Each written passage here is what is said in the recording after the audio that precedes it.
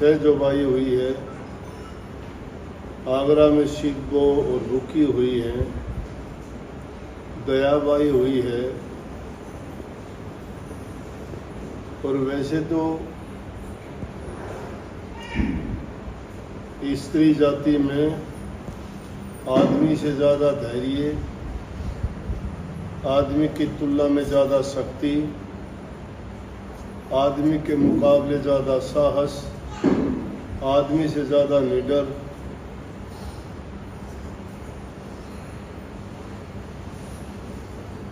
ये मातृशक्ति है। और भक्ति के मामले में अगर देखा जाए तो आदमी की तुलना में कहीं भी नहीं ठहरता। सेवा भक्ति जो ये माताएं कर सकते हैं, कोई इंसान ऐसी सेवा नहीं कर सकता।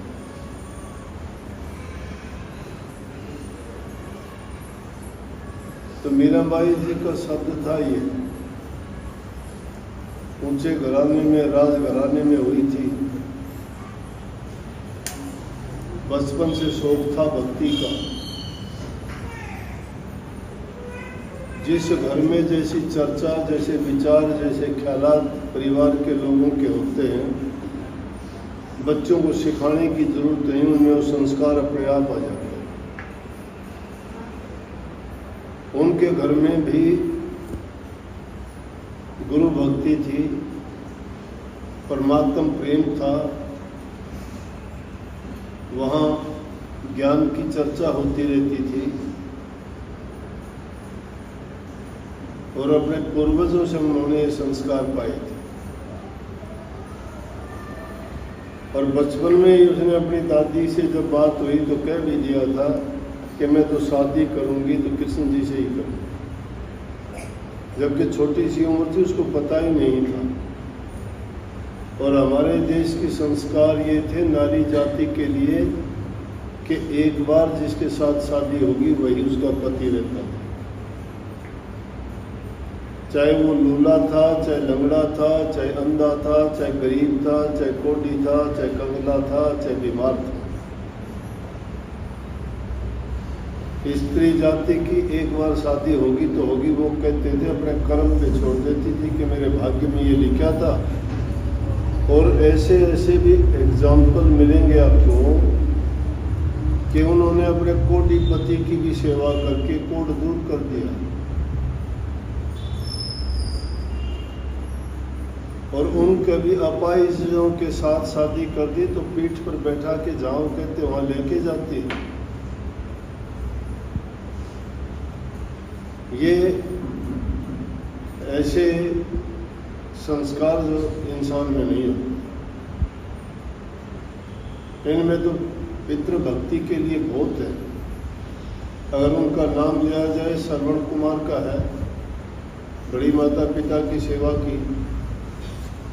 श्री रामचंद्र जी का है, पिता ने हुक्म दिया, वनवास चला गया 14 वर्ष के लिए। ये नहीं कहा कि मैं नहीं जाऊंगा। आज का जमाना हो तो कोई अपने पिता की बात मानता ही नहीं। परशुराम जी थे, अपने पिता के कहने से जो उनके पिता ने हुक्म दिया वही कर दिया। पिता की आज्ञा के कारण गणेश जी ने अपने पिता को अपने घर के अंदर नहीं घुसने दिया। उसकी माँ ने हुक्म दिया था, मैं सलाम करती हूँ, अगर कोई अंदर आए तो आने मत देना।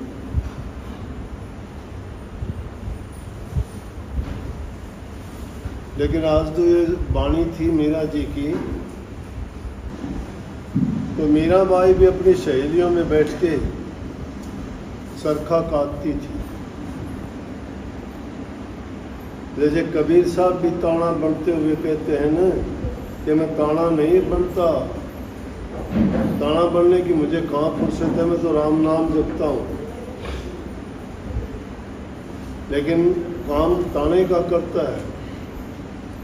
लखमा माणी बोलता है कि एक बारियों बोले रहा राम सुमर मेरा भाई, कुआ बाता है राम के नाम लेता है। धन्ना भगत खेत में काम करता है, राम नाम का नाम लेता है। मैं भोला ढोला मन के पता राम का, राम नाम कदे जाना को नहीं भाई, लेकिन राम का ही नाम लेता है और काम खेत में करता है। इसी तरह मीरा बाई भी कहती है चरखा पर हटा ले। बहुत गहरा मतलब है इसका। चरखा काटना, चरखा सब काटते हो, आप भी काटते हो, लेकिन उन्होंने इस ढंग से उस चरखे की बढ़ाई और गीत गाया है कि चरखा क्या, कैसे चरखा, क्या चरखा काटूं। चरखा काटने से मतलब है प्रभु भक्ति करने से, कि मैंने भक्ति करने वाले कोई कर्म ही ऐसे नहीं किए तो अब मैं उसको कैसे याद करूं। किसका काटना काटूं, और लेकिन उस काटने के लिए मैंने घर छोड़ दिया, बार छोड़ दिया, माँ छोड़ दी, भाई छोड़ दिए, गहने छोड़ दिए, शादी छोड़ दी, खान पान छोड़ दिया, सब कुछ त्याग दिया।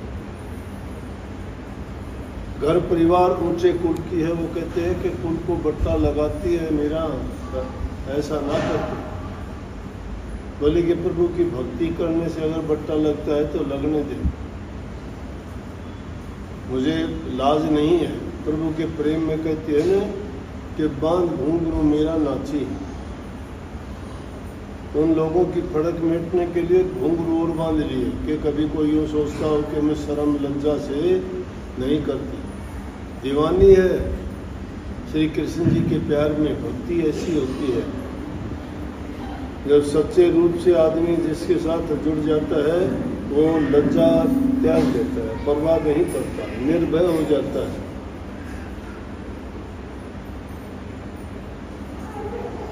और श्री कृष्ण जी के लिए विरह के गीत गाए हुए, और विरह जब जाग जाती है तो हर चीज को वो अपने उसी चीज से, बैराग से जोड़ती है।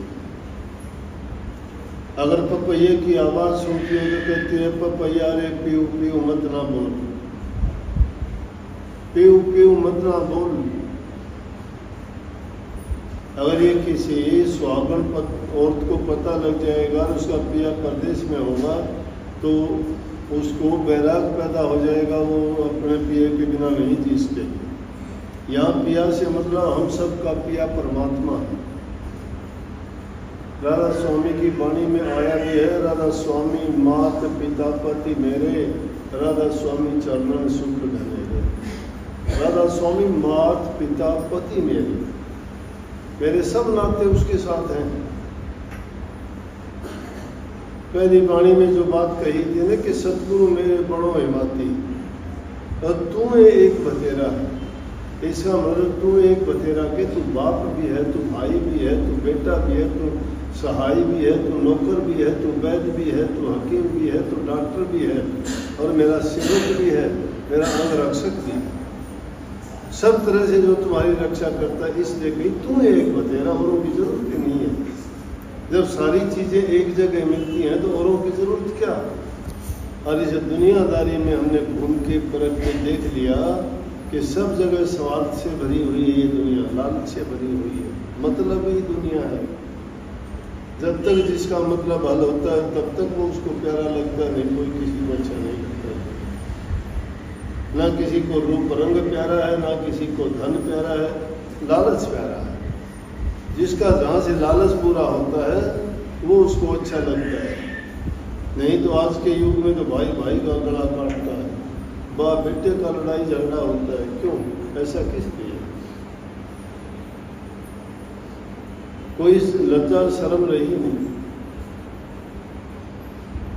जमाना था कि गलत बात होती तो भी बेटे की आंख नहीं उठती थी पिता की तरफ। आजकल तो टीवी में, अखबार में क्या क्या सुनते हैं, क्या क्या देखते हैं। दो चार केस तो यहाँ मेरे पास भी आ जाते हैं, मेरे बेटे ने ये कर दिया, मेरी बहू ने ये कर दिया। पति पत्नी की नहीं बनती, बाप बेटे की नहीं बनती, भाई भाई की नहीं। क्या जमाना आ गया। तो अच्छे संस्कार और अच्छी भावना लोगों में अगर होगी तो शांति कायम हो। और जहाँ शांति नहीं है, प्यार नहीं है, एक दूसरे का इतबार विश्वास नहीं है, तो वहाँ पर तो यूँ समझो कि जैसे नरक का बासा है। नरक में ऐसे ही तो है, सब लोग दुखी हैं, एक दूसरे को देख के खुश। तो मीरा जी की बात थी, ये पहले तो श्री कृष्ण जी की भगत थी, लेकिन रविदास जी इनके गुरु बने।